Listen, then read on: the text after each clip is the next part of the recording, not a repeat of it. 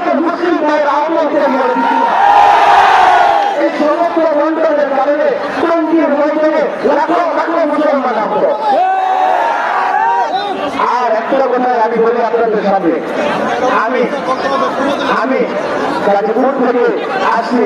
আমি শুধু এখানে নয়, আমি ময়মনসিংহে শেরপুর জেলায় যাওয়া, আমি অর্থাৎ গাজীপুর চৌরাস্তা থেকে শেরপুর যাওয়া আমি রমজানের মাঝে শুনেছিলাম।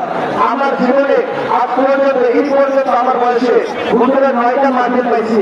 হুজুর মঙ্গল প্রোগ্রাম মিস করে না। যারা দোয়াবাজি করেছে বলছে হুজুরকে 30,000 টাকা দিচ্ছে, ওনার কসম আমি একজন আলেম, আমি মাটিতে দাঁড়িয়ে বলতেছি আপনাদের পাশে আপনার কর্ম করা সৎসঙ্গের মধ্যে আমি বলছি হতে পারি।